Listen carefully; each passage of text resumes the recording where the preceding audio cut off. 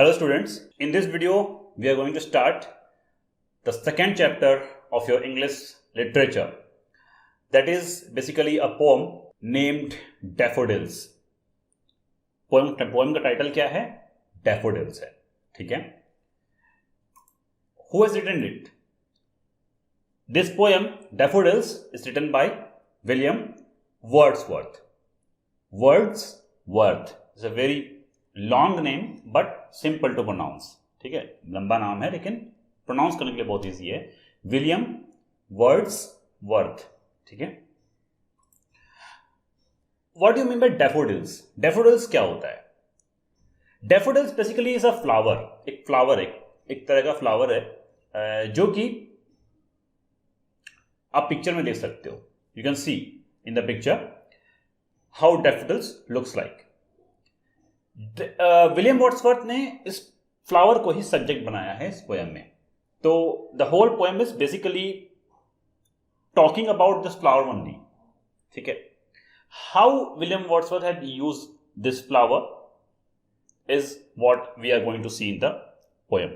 William Wordsworth being a nature poet often picks his subjects from the nature. मतलब William Wordsworth एक nature poet हैं, माने जाते हैं. He is a very famous nature poet along with other nature poets like John Keats. John Keats भी इनके साथ में ही, इनके ही पीरियड के, इनके साथ कंटेम्प्रेरी पोएट हैं, वो भी नेचर पोएट ही हैं. You must have heard of him और हर्ड ऑफ विलियम वर्ड्सवर्थ. किसी के बारे में तो आपने सुना होगा. अगर आपने नहीं सुना होगा, this is the first poem that you are reading from William Wordsworth, ठीक है? तो ये पहला पोएम है जो आप विलियम वर्ड्सवर्थ से पढ़ रहे हो, अगर आपने इनके बारे में नहीं सुना है इससे पहले तो. और अगर आपने सुना है तो बहुत अच्छा है. You can name the poem that you have read from William Wordsworth in the comment section of the YouTube channel. Now William Wordsworth is called nature poet. Why? Nature poet किसको बोलते हैं? ठीक है, नेचर पोएट उन poets को बोलते हैं जो पोएट जनरली नेचर से ही सब्जेक्ट्स, अपने पोएम के सब्जेक्ट्स को उठाते हैं, लाइक नेचुरल फिनोमिनास और नेचुरल एलिमेंट्स. नेचुरल फिनोमिना का मतलब क्या है? नेचुरल फिनोमिना का मतलब होता है जैसे ऑटम सीजन ले लो आप, कोई सा भी, spring season, winter season, summer season, rainy season, ठीक है? डे, नाइट, इवनिंग, मॉर्निंग, ठीक है? टाइम किसी तरह का. तो this are natural phenomenas.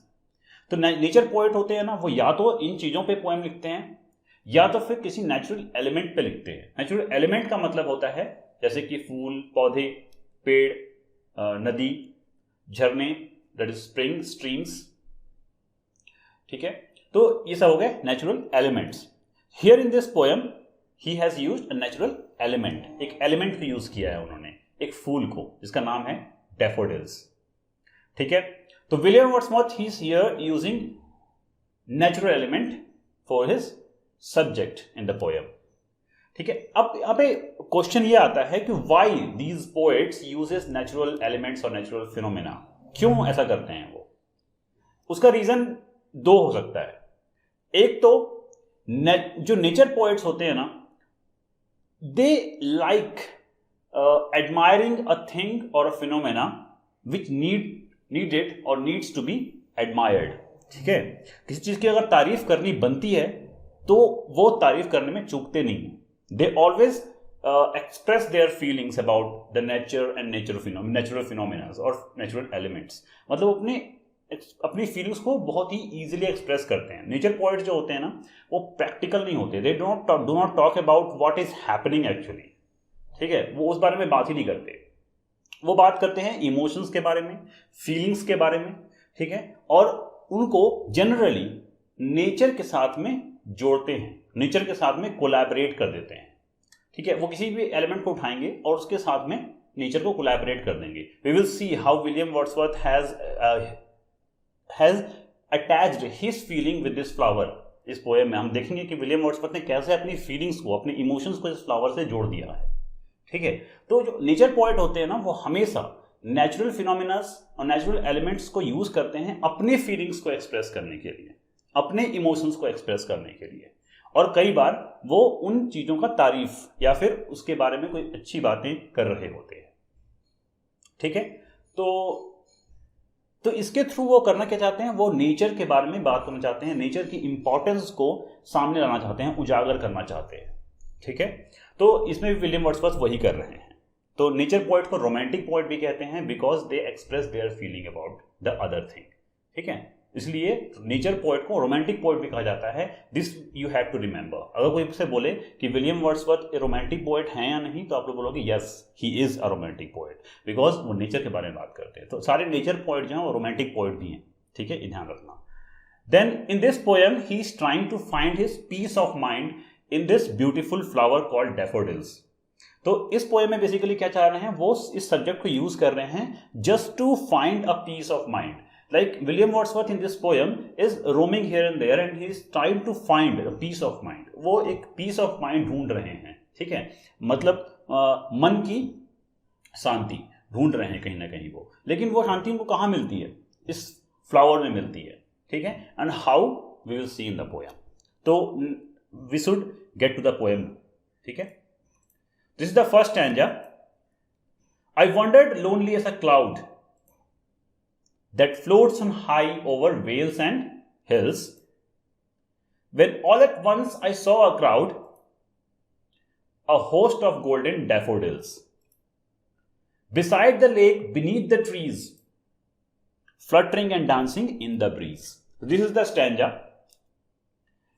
And before explaining the stanza, I want to say, or I want to recommend you all, strongly recommend you all, that you should keep your book with you so that you can note down the points that I am explaining here with the pencil on your book, ठीक है।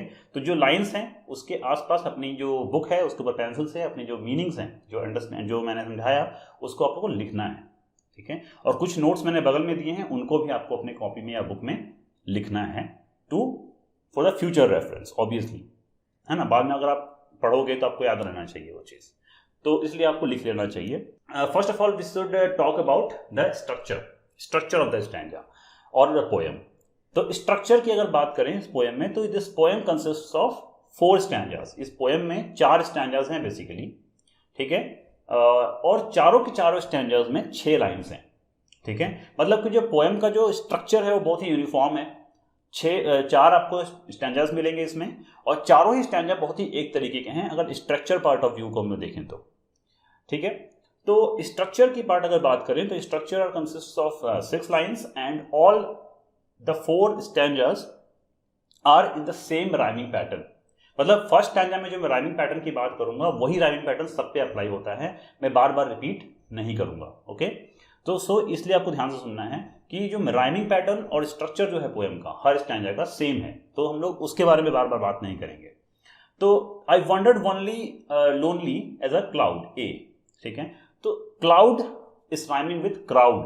Rhyming कैसे देखते हैं, हर sentence का, हर line का जो last word होता है उसका जो लास्ट साउंड होता है उसको हम लोग मैच करते हैं राइमिंग में, ठीक है। तो ये जो स्टैंजा है इसका राइमिंग पैटर्न क्या है, A B C C. Why? Because cloud is rhyming with crowd, ठीक है, इसलिए मैंने ए किया है उसको। Hills is rhyming with daffodils, इसलिए मैंने उसको बी किया है।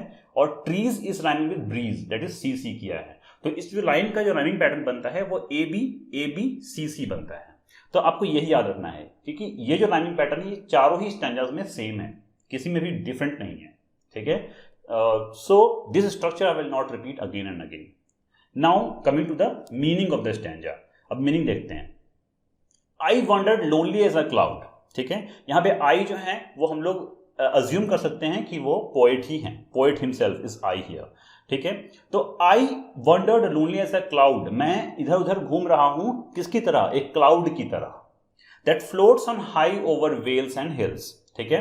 तो वेल्स यहाँ पे शॉर्ट फॉर्म है, या बोलना चाहिए कि वैली को छोटा में एक शॉर्टेड वर्ड है उसका कि वेल्स, ठीक हम बोलते हैं हम लोग। वैली का मतलब होता है प्लेन एरिया, ठीक है।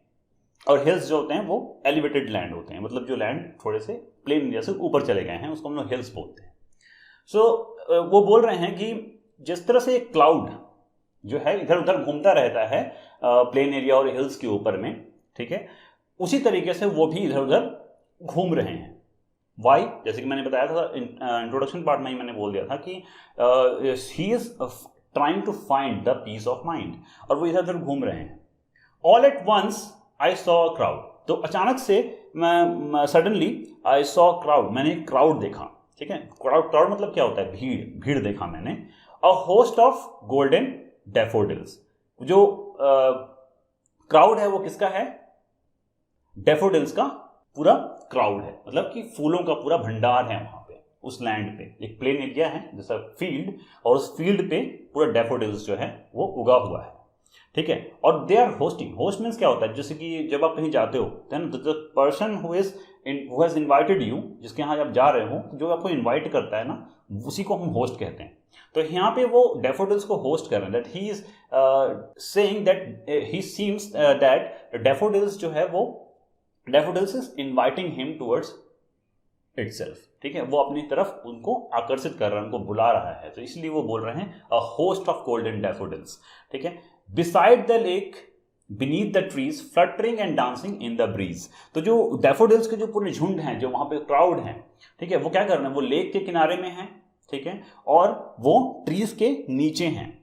और what they are doing, they are fluttering, मतलब उनको जब वो दूर से देखते हैं उस पूरे भीड़ को, तो उनको ऐसा लगता है कि वो जो है वो डांस कर रहे हैं. दे आर फ्लटरिंग, वो कांप रहे हैं और डांस कर रहे हैं. किसके साथ? हवा के साथ. ब्रीज का मतलब होता है हवा, विंड. ठीक है, but generally breeze, we use breeze to represent a cold wind. ठंडा हवा जब चलता है उसको हम लोग, and it is not a strong wind, it's a gentle wind.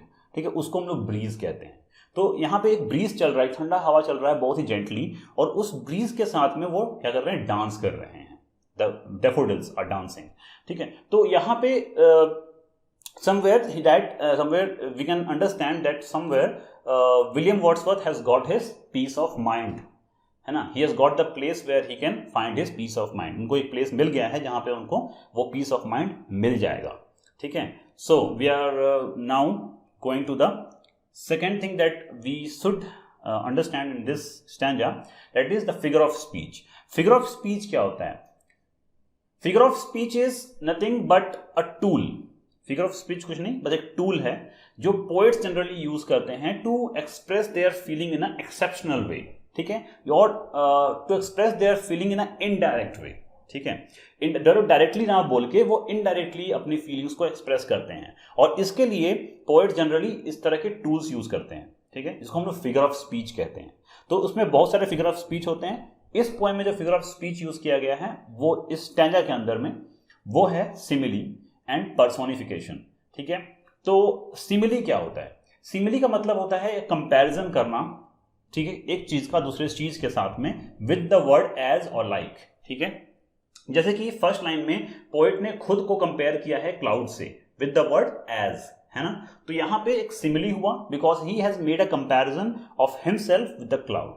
Cloud के साथ में एक कंपैरिजन किया है उन्होंने, और इसी वजह से इस तरह के जो एग्जाम्पल्स मैंने बताया कि जहां पे आप कंपैरिजन करते हो एक चीज का दूसरे चीज के साथ में, उसको हम लोग कहते हैं सिमिली. और कंपैरिजन हम लोग क्यों करते हैं? किसी तरह की क्वालिटी मैच करने के लिए, है ना. यहाँ पे क्वालिटी कौन सा मैच किया है कि जिस तरह से क्लाउड इधर उधर घूमता रहता है, इस तरीके से वो भी इधर उधर घूम रहे हैं. तो उस क्वालिटी को मैच करने के लिए उन्होंने अपने आप को क्लाउड से कंपेयर किया है.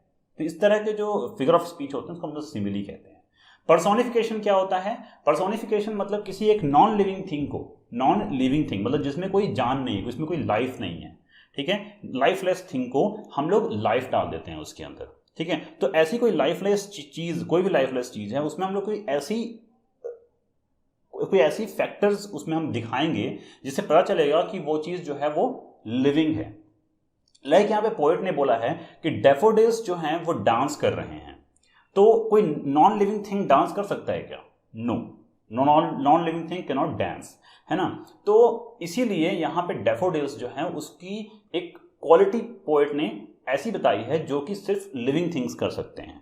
ठीक है, इसीलिए यहाँ पे डैफोडिल्स जो है वो पर्सोनिफाई हो गया है because he is daffodils is a non living thing, lifeless thing, but it is doing something that only a lifeful thing can do. ठीक है, तो जो डैफोडिल्स है वो जिंदा नहीं है, वो ऐसा कुछ भी नहीं कर सकता, लेकिन वो कुछ ऐसा काम कर रहा है जो एक वही इंसान कर सकता है या एक लिविंग थिंग ही कर सकता है.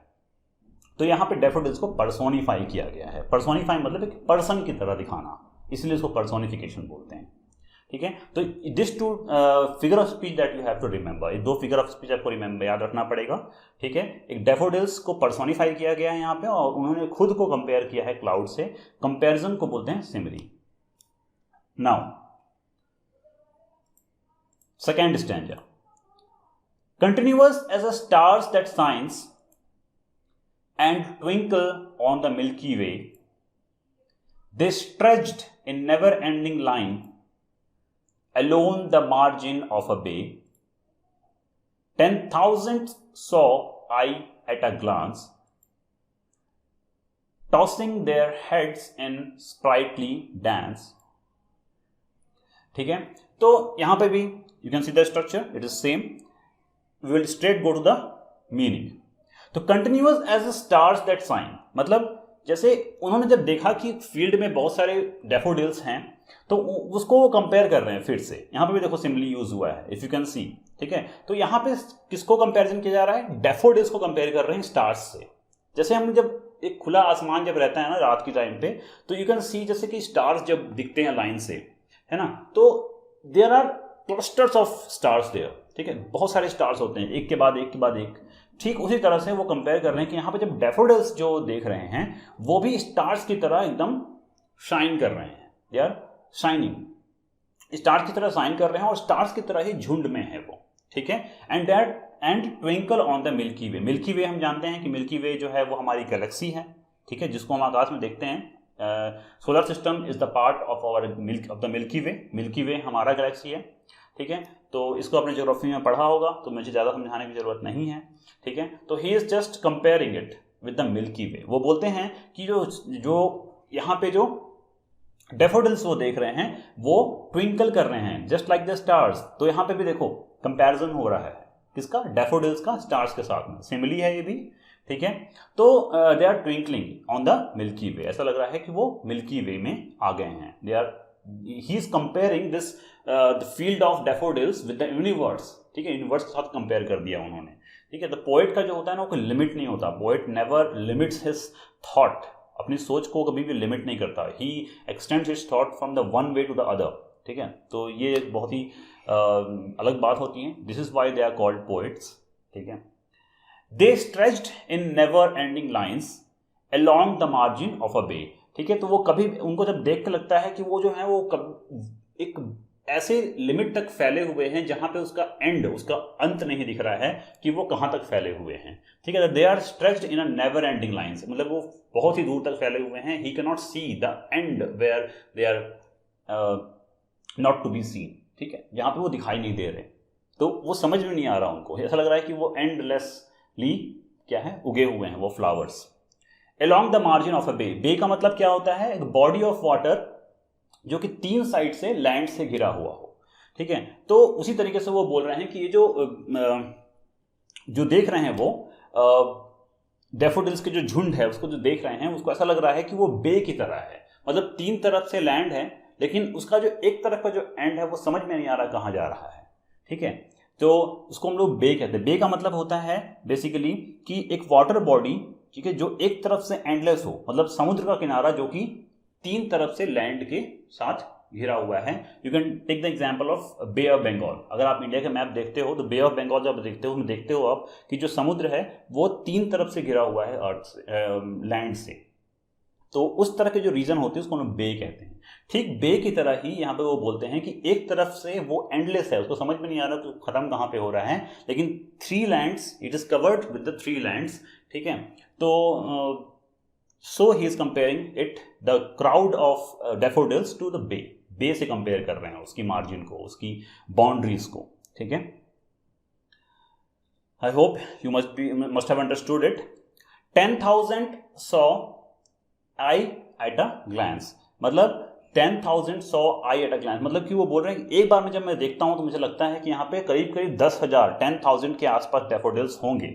ठीक है, tossing their hand in sprightly dance. Again he is saying that जो वहां पे जो मतलब ही इज अज्यूमिंग नाउ, अब वहां पे वो अज्यूम कर रहे हैं कि मैं जो सामने देख रहा हूं, जो ग्रुप ऑफ डेफोडिल्स जो मैं देख रहा हूं, वो जो ग्रुप है वो कम से कम जो 10,000 फ्लावर्स के ग्रुप होंगे। ठीक है। और वो क्या कर रहे हैं, again he is saying as in the first stanza that they were dancing, यहाँ पे भी वो वही चीज बोल रहे हैं, tossing their heads in sprightly dance, और वो सभी कोई एक दूसरे जगह सर हिला हिलाकर क्या कर रहे हैं, डांस कर रहे हैं। तो अगेन हियर, तो यहाँ पे भी सिमिली यूज हुआ है, यू हैव टू रिमेंबर, ठीक है। मैं फिर से वापस से डेफिनेशन यहाँ पे नहीं लिख रहा हूँ because I have shown it in the first stanza, ठीक है। तो यहाँ पे आपको बस इतना ध्यान रखना है कि सिमिली कहाँ यूज हुआ है, डैफोडिल्स के लिए यूज हुआ है, स्टार्स में, ठीक है। अगर और भी एग्जांपल आप देखोगे तो यहाँ पे बे को भी बे से भी कंपेयर किया गया है, किसके बे का भी कंपैरिजन बे से कंपेयर किया गया है, मार्जिन ऑफ द बे को कंपेयर किया गया है डैफोडिल्स के बाउंड्री से, जहां से डैफोडिल्स जिस तरफ एक तरफ से दिखता है कि वो एंड नहीं हो रहा और बाकी जगह से वो लैंड से कवर्ड है, जिस तरफ विलियम वर्ड्सवर्थ खड़े हैं, ठीक है। तो in this way simile is used here, बाकी इसके अलावा और कुछ भी यूज इसमें नहीं हुआ है, ठीक है। Personification no it's not used. हाँ, अगर डांस को बात करेंगे तो यहाँ पे भी सेम वही पर्सोनिफिकेशन जो फर्स्ट स्टैंजा में यूज हुआ था वो यहाँ पे हुआ है, okay. Then the third stanza, the waves beside them danced but they outdid the sparkling waves in glee. A poet could not but be gay in such a jocund company. I gazed and gazed, but little thought what wealth the show to me had bought. Okay, but this is the lines. These are the lines, and the waves beside. Again, I will go straight to the meaning.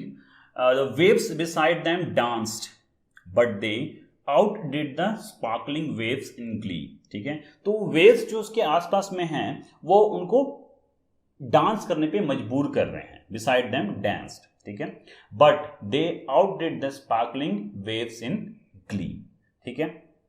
glee का मतलब क्या होता है, खुशी, ठीक है, और उनकी जो खुशी है वो उभर कर क्या आ रही है, दिख रही है, तो वेव्स जो हैं उसकी वजह से, तो outdid the sparkling waves in glee. A poet could not but be gay, मतलब वह पोएट बोलते हैं, गे का मतलब होता है हैप्पी, तो बोलते हैं कि इस तरह का सिचुएशन देख के, जहां पे इतना सारा झुंड है फ्लावर का, इस तरह का सिचुएशन देख के एक पोएट खुश होने के अलावा और कुछ नहीं कर सकता।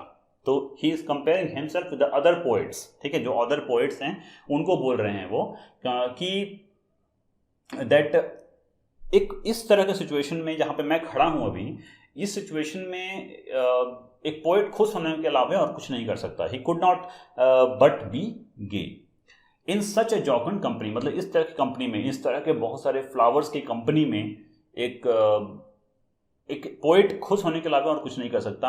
और so what he is doing, I gazed and gazed but little thought what wealth the show to me had brought, ठीक है।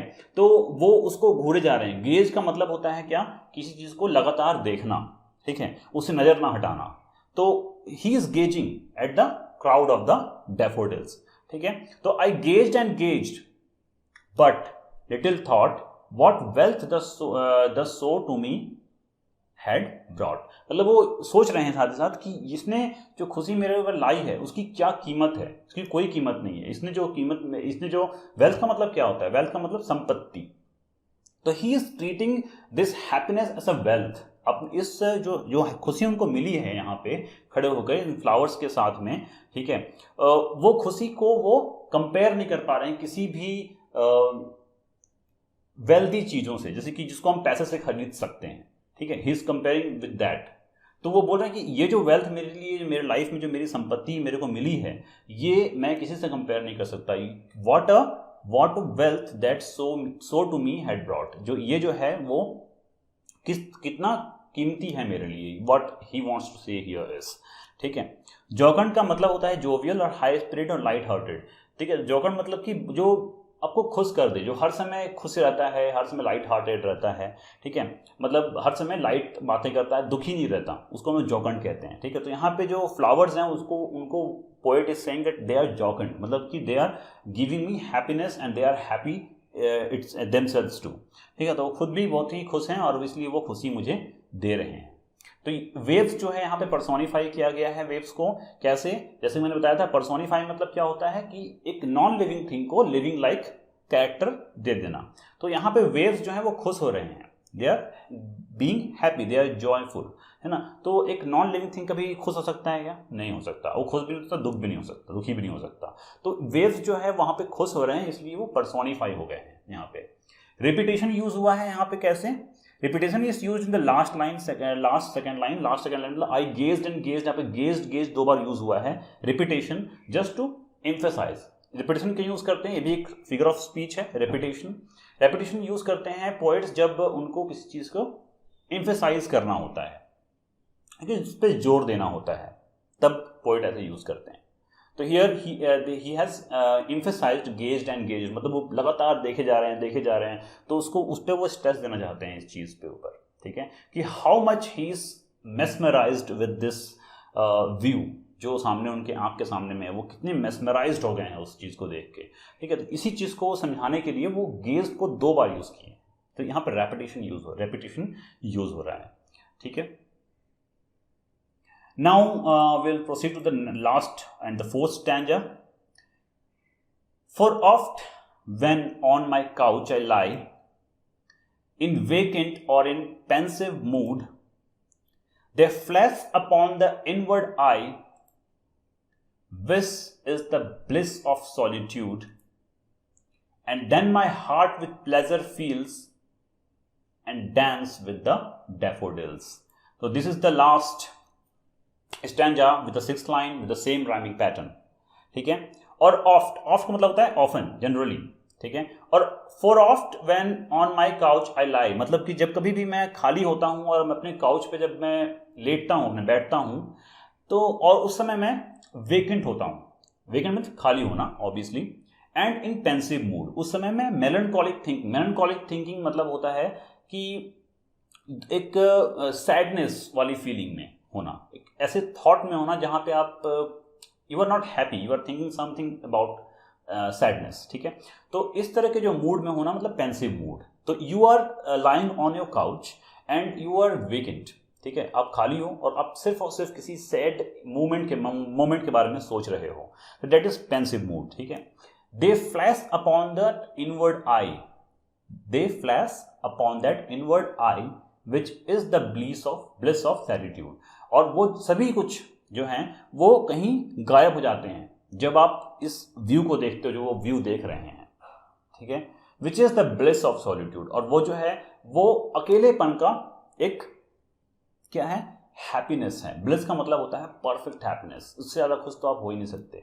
तो अकेलेपन का जो खुशी होता है ना, वो वही होता है जब आप काउच पे अकेले बैठते हो और आपके पास कुछ भी नहीं होता करने के लिए, ठीक है, यू आर वेकेंट, और आप एक दुख के मूड में होते हो, और इस तरह का व्यू आपके सामने में आ जाए, ठीक है, दिस फ्लैश आपके सामने में आ जाए, तो उससे बड़ी खुशी आपके सामने नहीं हो सकती, आपके लिए नहीं हो सकती, ठीक है। तो दे flash upon that inward eye which is the bliss of the solitude, इससे अच्छी खुशी तो हो ही नहीं सकती।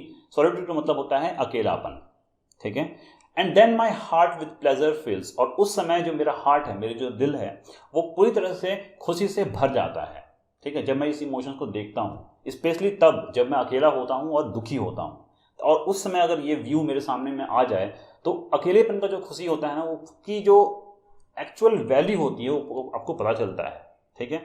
और उस समय मेरा जो हार्ट है वो खुशी से भर जाता है, और मैं भी डैफोडिल्स के साथ में डांस करता हूँ, ठीक है।